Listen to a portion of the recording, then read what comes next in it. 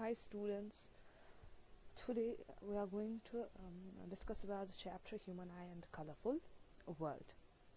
In the previous chapter we have studied the refraction of light by lenses, convex lens and concave lens, and you know optical instruments like camera, telescopes, they all work on the refraction of light through various types of artificial lens. Our human eye also works on the refraction of light through natural convex lens that enables us to see things around us.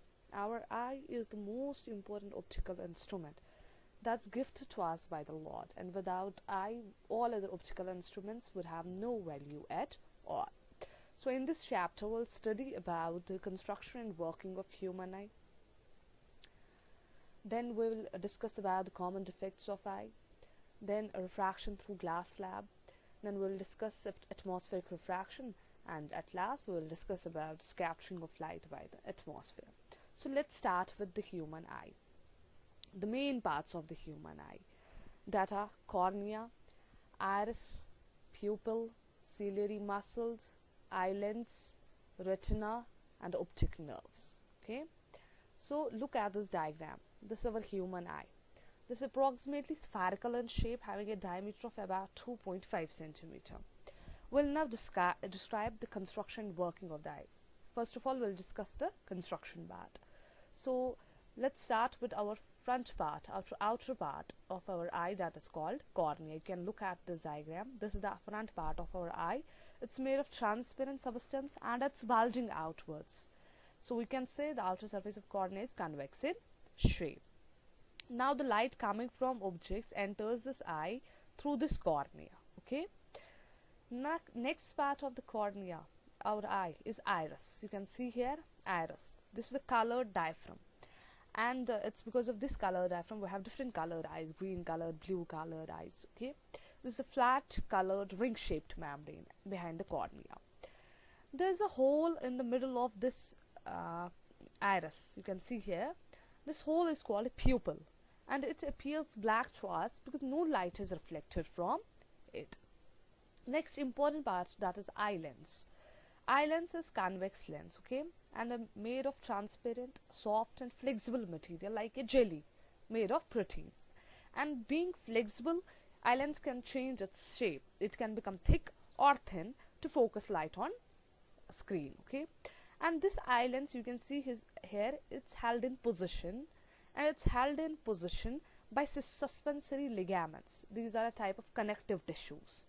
One end of suspensory ligaments is attached to the eye lens, and other end is attached to the ciliary muscles. These ciliary muscles change the thickness of eye lens while focusing. You can say focal length of eye lens can be changed by changing its shape and with the help of ciliary muscles. And in this respect, eye differs from a camera.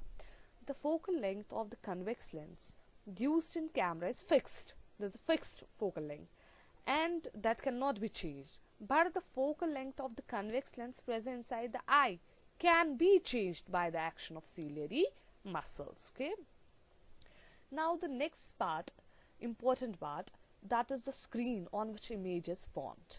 Just behind the eye lens, at the back part of the eye, is a screen called retina. This is just like the film in a camera, and the retina is a delicate membrane having large number of light sensitive cells called rods and cones, which respond to intensity of light and color of objects.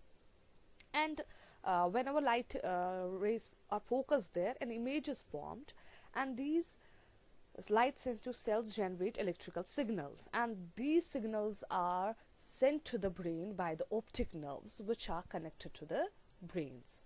Okay, though it means optic nerves convey image to the brain.